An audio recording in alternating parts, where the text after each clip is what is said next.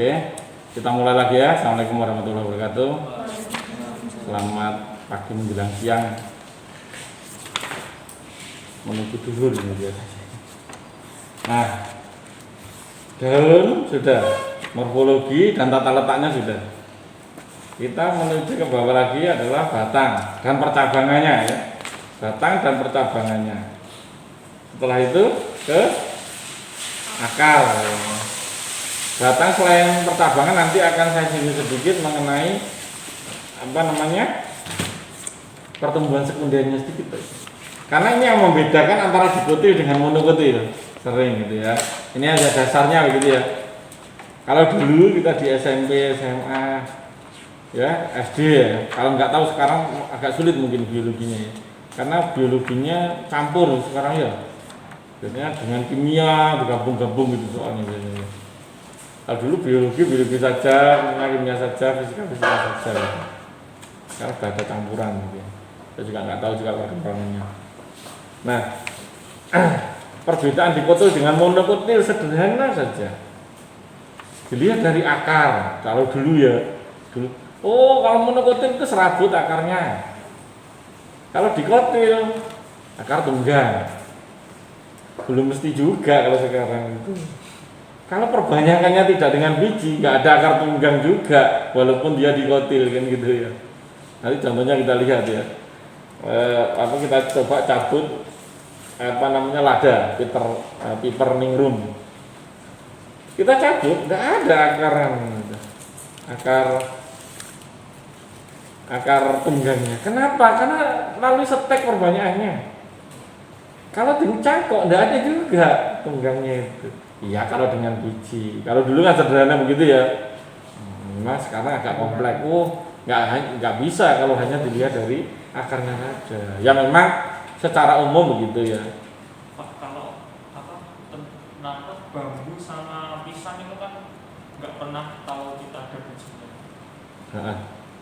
Kalau pisang itu kan prosesnya yang namanya istilahnya ada partenogenesis atau partenokarpi ya. Dia itu terbentuknya buah tanpa melalui perkawinan, persarian ya. Jadi nggak ketemu tuh tepung sari dengan putiknya ya.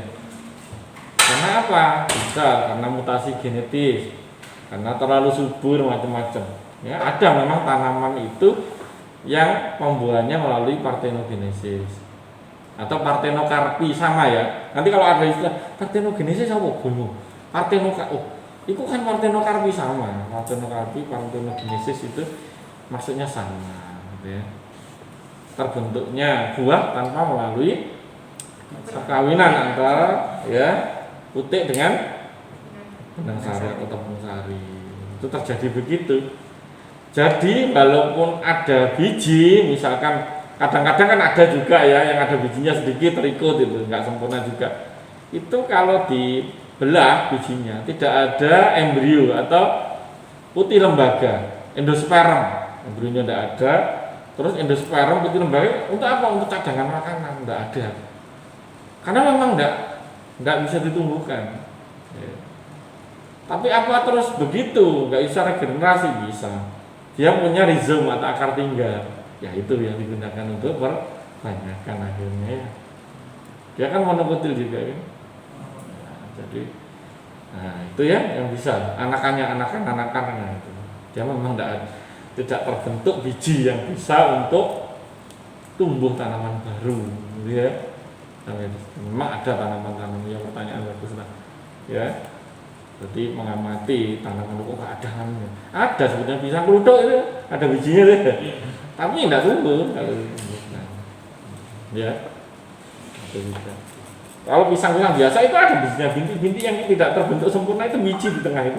Pisang itu ya. Kalau ada belah ya, ada biji-biji. Tapi tidak terbentuk itu. Dimakan aja dengan dagingnya ya. Nah, sama dengan semangka non biji. Dan semangka non biji itu rekayasa manusia aja. Kawin tapi direkayasa ya. Sehingga tidak. Nanti ceritanya panjang kalau semangka itu. Nanti kalau hortikultura tak ceritanya semangka ya. Kalau Anda perkebunan cerita semangka, enak juga itu ya. Tadi bisa sedikit partenogenesis ya gitu ya. Ada memang seperti itu. Ada lagi. Kalau ada, nah nanti perbedaan tadi ya sederhana juga. Oh dulu juga begitu. Oh dikotil bercabang, monokotil tidak bercabang, kan gitu ya. Betul juga, nggak salah juga. Tapi cukupkah itu? Gitu ya. Sekarang kalau begitu pepaya itu dikotil atau monokotil ini gitu ya. Bingung juga. Pak saya kok nggak lihat cabangnya gitu ya. Monokotil. Karena nggak ada tunggangnya. Tidak ada tunggangnya, ada tunggangnya ya. Dia kalau dicabut pasti ada. Ya, saya kemarin nyabuti juga kok ya, pepaya saya tanam pepaya itu California ya, inovasi. Itu Mas. Dia itu dikotil, bukan monokotil. Jadi sering salah, bukan hanya Anda, ya banyak yang mengatakan begitu ya. Ya. Ternyata dia terjadi, saya pelajari, terjadi dominansi apika. Nggak ada percabangan sulit. Tetapi ketika Anda lukai ujungnya, Anda potong atau Anda apa gitu ya, itu akan muncul tunas di batangnya itu muncul. Ya itu yang dinamakan dominasi apika. Rotok jeru meneh ya ke sana. Nah, ada tanaman-tanamannya seperti itu ya. Ya. Dia masuk di kotil, yang menurut itu. Loh, ada. Loh. Gimana kotil mau di kotil ya? Ada ini ragu-ragu juga saya Pak. Ya, yang coba dilihat nanti. Ini masih kategori di kotil nanti. Ya, walaupun kelihatan begitu, ada percabangannya Mas ya. Ada percabangannya. Cabangnya kok waduh gitu ya. Nah, ada akar-akar lagi. Dia diperbanyak melalui stek juga ya. Sehingga kalau dilihat akarnya nggak ada pertumbuhan. Dari tulang daunnya kebanyakan, saya bilang nggak semuanya, kebanyakan monokotil itu tulang daunnya sejajar ya, kayak ini tadi tebu ya, padi, jagung macam-macam ya, sejajar. Kebanyakan menemukan ngomong kan kotil sejajar kok nggak monokotil ya, kebanyakan ya. Jadi itu jangan di semuanya begitu, tapi ciri-ciri itu nah yang utama yang dalamannya itu. Kalau semua ragu-ragu Pak, nggak 100% gitu. Dalamannya dilihat di anatominya ya. Tuh batangnya ada pertumbuhan sekunder. Kalau dikotil itu apa kambium, barang apa kambium ya, pokoknya sing licin-licin batang ya. Kalau dibuka kulitnya itu, setelah kulit antara pembuluh kulit dan kayu ada kambium licin ya. Kalau dia membelah diri ke arah dalam membentuk pembuluh silang, ke arah luar membentuk pembuluh floem. Biasanya yang dipotong itu kelihatan bulatan itu. Apanya? Itu getah tuh, getah ada sendiri. Kalau di balok itu dia ada putar lingkaran tahun itu Mas namanya. Nah, itu pertumbuhan sekunder. Itu dimiliki tanaman dikotil, monokotil tidak. Ya, tidak ada monokotil. Karena tidak ada kambium. Digantikan oleh meristem dasar.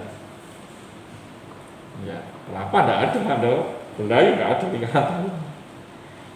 Dan stagnan, kelapa itu kalau membesarnya lama. Tetapi sampai bawah, sampai ke atas relatif sama besarnya. Relatif sama ya ukurannya nggak ini semua persis, itu nggak mungkin ya. Tapi kan begitu aja, walaupun tua dia tambah tinggi saja, nggak tambah besar diameternya, ya. Sama kalau masalah juga begitu. Lain dengan di kotil, tambah tinggi juga tambah lingkaran batangnya juga tambah besar karena pengaruh tadi lingkaran. Ya, itu sedikit ya menyinggung tentang perbedaan antara dikotil dan monokotil. Jangan sampai Anda tapi ya. Oke, paham ya, nanti kok ini soal perbedaan dikotil dan monokotil saya bingung ya. Tanam ini termasuk apa? Kotil monokotil. Ya. Jadi tolong diingat-ingat gitu ya. Lain-lain ya. Oke, batang. Sekarang tadi pertumbuhan tadi ya, sudah saya singgung tadi sedikit untuk pertumbuhan sekundernya ya. Terus batang. Nah, ini kita lihat nih batang nih. Ternyata batang ini ada yang tergolong menjadi batang semu dan batang semu atau dan juga batang sejati. Semu itu ada batangnya, tetapi tersamarkan ya. Ada yang bilang ran akaulis tidak berbatang, ya, seolah-olah nggak ada batangnya. Yo. Tapi sebetulnya ada batang itu tanamannya. Tanaman apa itu? Coba Anda nanam kelapa dan kelapa sawit. Pertama tumbuh, nggak kelihatan batangnya tuh, ya kan? Coba batangnya mana? Salah ya, salah ya. Salah juga sementara waktu dia tidak akan kelihatan ya. Sampai gede mana batangnya? Ini pelep anu ya tangkai tok ya. Tangkai aja ini ya. Ini kan tangkai. Batangnya ada di dalam. Tetapi seiring dengan tanaman itu semakin tua, tangkai daun ini kan akan terkelupas ya, mati tua gitu. Muncul batang itu ya. Itu yang disebut batang semu. Di perkebunan banyak ya. Kalau sayur-sayuran ya sawi gitu ya, Anda melihat itu ya. Ada Pak kalau sudah tak preteli itu ada. Iya. Makanya itu yang disebut batang semu, tersembunyi. Pisang itu batangnya juga semu ya. Kan di tengah itu dibungkus oleh pelepah-pelepah daun pisang ya. Kelapa masuk, kelapa sawit sementara ya. Lah, kumpulan tangkai-tangkai daun yang menyelimuti batang dengan rapatnya itulah yang disebut roset. Istilah roset, rosua atau roset.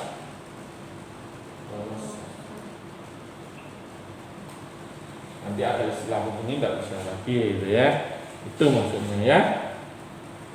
Nah, ya banyak contohnya tadi ya yang batang semu ya. Yang jelas berbatang ya banyak lagi tambahan ya. Ya tadi termasuk apa sengon, terus kelapa apa kakao, kopi, ya semuanya jelas batangnya. Ya. Nah, yang jelas berbatang nanti akan dilihat lagi. Batang itu termasuk batang basah atau berkayu, lignosus. Berkayu, keras juga berkayu Pak iya. Ada batang basah tuh banyak ya. Sayur-sayuran batang basah semua rata-rata ya, termasuk melon, ya, kerokot macam-macam. Kan lunak batangnya. Ya, ada yang bisa dan enggak sih. Ya, ada yang bisa, ada yang enggak dimakan ya. Tapi rata-rata batang basah. Ada batang rumput. Ya, segala serai macam-macam tadi ya, serai terus padi macam-macam itu termasuk batang rumput. Ada yang mendong. Mendong itu seperti alang-alang tapi biasanya tikar itu Mas. Tikar ya. Kloso. Tikar. Kalau dulu sekarang terbusuk oleh plastik semua ya. Tikar-tikar itu tidak ramah lingkungan. Kalau dulu dari mendong, batang mendong nanti ada browsing ada. Ruasnya panjang-panjang ya. 1 meter ruasnya. Golongan rumput iya biasanya di daerah tergenang rawa-rawa gitu ya. Dulu diambil sempat ada tapi tidak ada sekarang.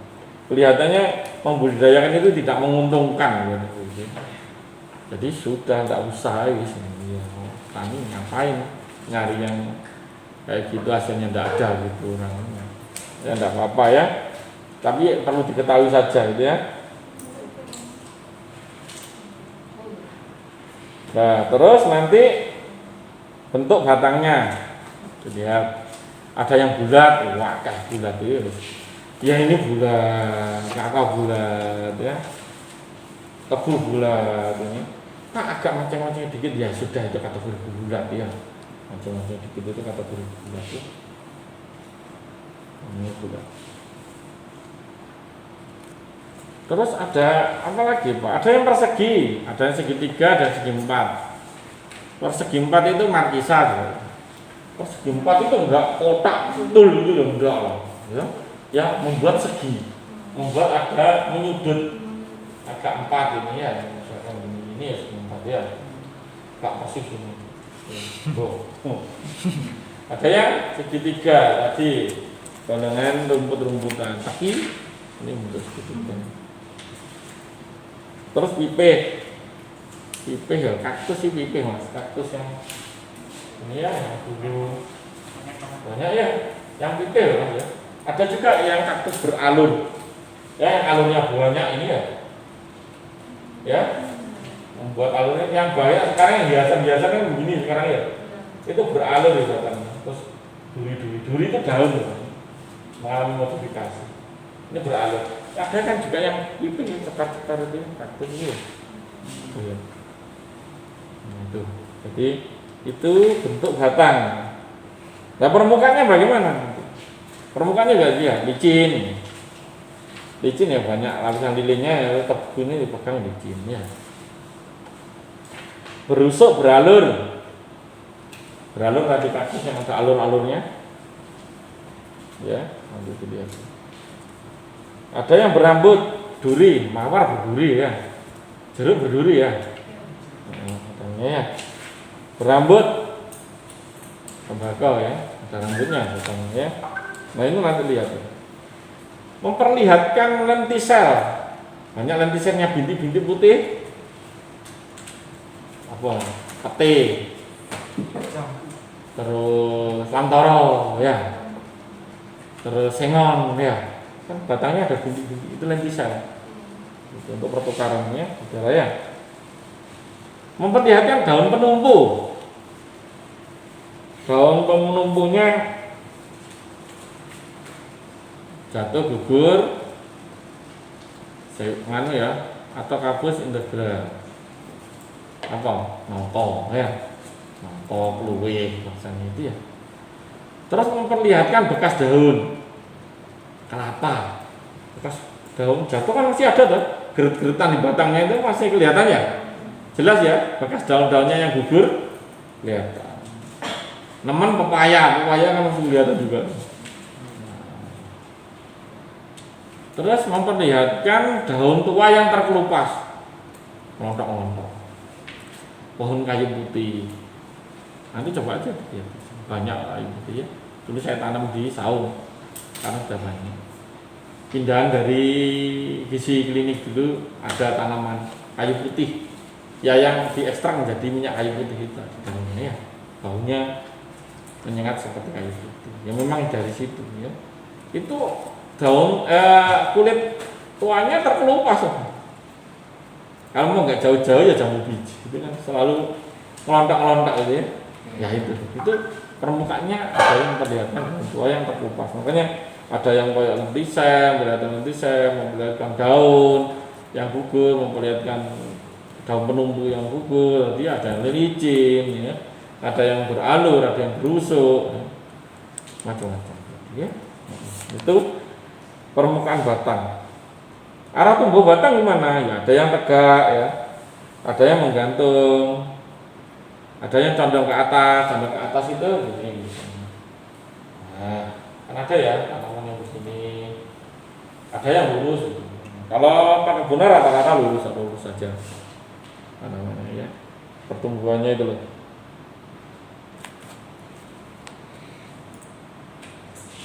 Ada yang mengangguk, memanjat, ini ya alat panjatnya ya. Nah ya, nempel, kan nempel, butuh tegaan ya. Ada yang mengangguk batangnya begini. Dengan matahari kan selalu begini ya. Melindungi apa itu sebetulnya? Sinar matahari ya, dia sensitif pada hormon auksin ini untuk melindungi karena terlalu peka terhadap cahaya matahari. Itu ya arah tumbuh batang. Terus percabangan, cabangi batang gimana? Ada yang monopodial, simpodial, dipotong juga ya. Monopodial, podial, percabangan batang. Monopodial, simpodial, dipotong. Nah, monopodial, dia, jangan dia, monopodial. Simpodia, dikutu. Kalau monopodial itu batang utamanya itu kelihatan jelas dominan. Cabang-cabangnya ada tapi enggak sebesar batang. Pinus ya. Batangnya kan dominan dulu. Banyak ya. Tanaman-tanaman seperti itu. Terus kalau simpodial gimana? Simpodial itu lama-kelamaan cabangnya itu membesar. Kita agak ragu-ragu ini batang utamanya atau cabangnya gitu. Kok sama besar? Kalau hampir sama besar dengan batangnya, cabangnya ya banyak yang simpodial ini Mas ya. Termasuk sawo, termasuk beringin, ini termasuk semua ya yang simpodial. Termasuk kakao ya, Georgette itu percabangannya nanti besar-besar juga sama, hampir sama dengan batang utama. Itu masuk simpodial. Kalau kopi gimana? Monopodial. Percabangannya jelas. Switch ke samping kanan kiri ya, terkulai. Kalau rambutan Pak? Rambutan ya simpodial. Jadi besar hampir sama dengan batang. Ya, terus arah tumbuh cabang. Ada yang tegak wiwilan, tunas-tunas wiwilannya. Ada yang tegak cabangnya. Ada yang terkulai tadi yang sebutkan miliknya kopi kan agak ini ya, tak lurus begini. Cabangnya ini ya, tak melengkung dikit. Nah, itu terkulai ya. Tergantung condong ke atas, mendatar. Condong ke atas itu membentuk sudut 45 derajat. Kalau mendatar ya enggak persis mendatar lah, agak begini ini masuk mendatar. Lebih dari ini mendekati 90 derajat, ketepeng, randu ya. Sebagai tandra itu masuk yang arahnya mendatar. Ya. Oke. Umurnya ada yang lama ya. Annual crop, biennial crop, perennial crop.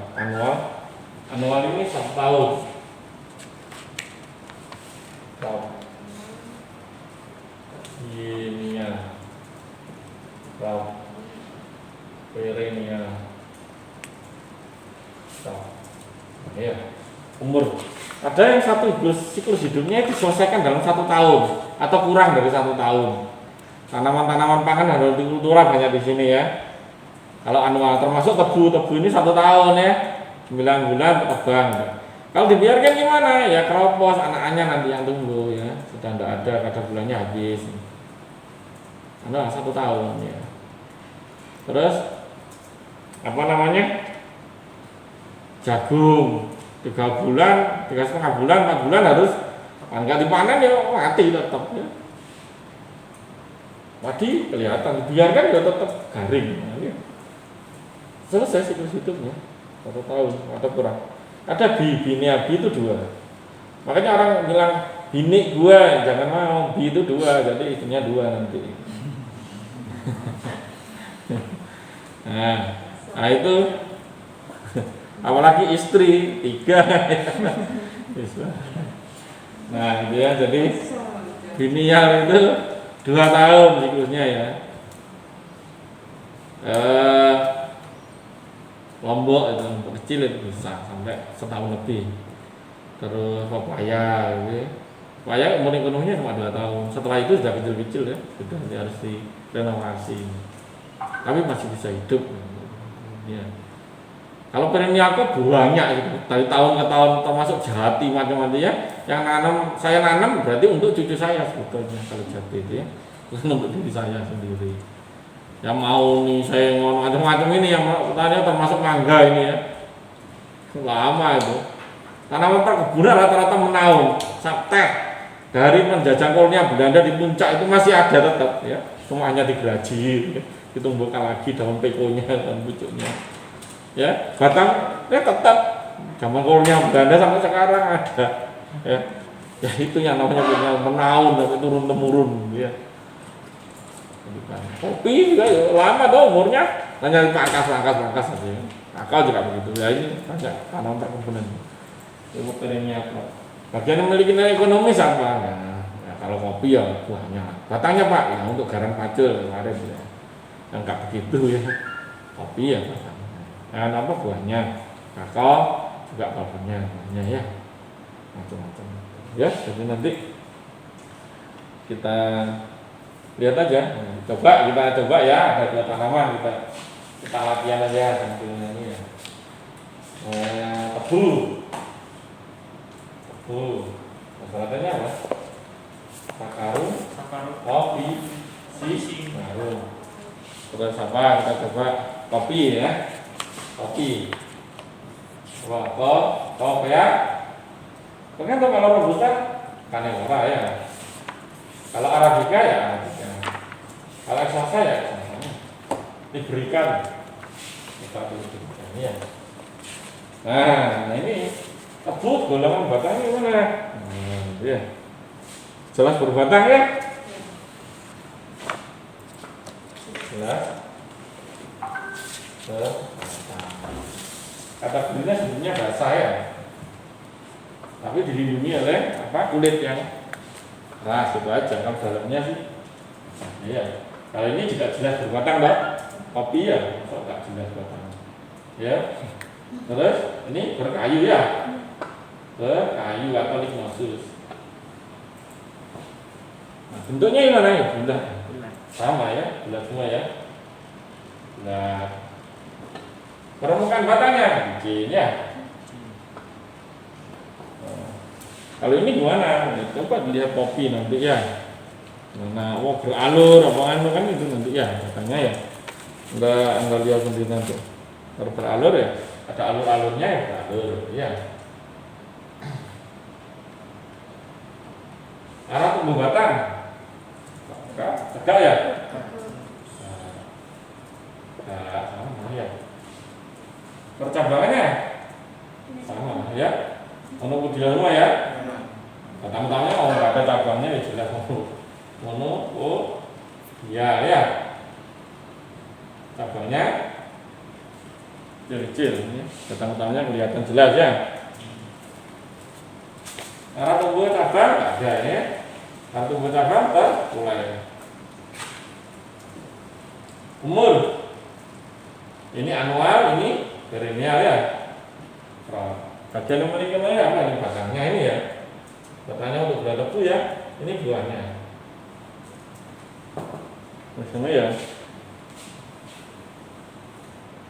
Gampang ya. Tapi kalau dibayangkan ya sulit, kita harus tahu juga tanamannya. Nah, entah enggak? Saya pertumbuhan sekunder ya, untuk remiso tadi ya. Jadi itu akibat dari aktivitas kambium. Tadi katanya tadi siapa namanya? Mas Aziz itu bilang yang ada lingkaran-lingkaran, ya itu namanya lingkaran tahun atau annual ring. Itu aktivitas dari kambium. Kenapa kalau sampai terbentuk begitu? Kita punya 2 musim. Musim penghujan dan kemarau. Nah, musim hujan banyak stok air, mineral-mineral terlarut, itu kambium sangat aktif sekali. Nah, ketika musim kemarau, apalagi jati itu jelas sekali. Itu menggugurkan daunnya, sangat ekstrimnya ya. Biar apa? Bertahan hidup. Nah, dia mengurangi aktivitasnya ya, penguapannya dikurangi sehingga membentuk lingkaran yang agak gelap gitu ya. Nah, sehingga setiap siklus 1 tahunan itu ada lingkaran-lingkaran itu, batasnya satu dengan yang lain. Makanya lingkaran tahun itu juga bisa digunakan untuk melihat mentaksasi atau memperkirakan umur dari tanaman itu ya. Kelapa nggak bisa, nggak ada. Ya, kelapa nggak bisa, kelapa sawit nggak bisa, palem nggak bisa. Ya gitu-gitu aja, nggak bertambah besar. Kalau jati kan tambah besar, tambah tinggi juga tambah besar. Tapi kalau monokotil hanya tambah tinggi saja, nggak tambah besar. Karena tidak ada aktivitas dari kambium tadi, memang nggak ada kambium. Ya. Sudah, ada pertanyaan dulu?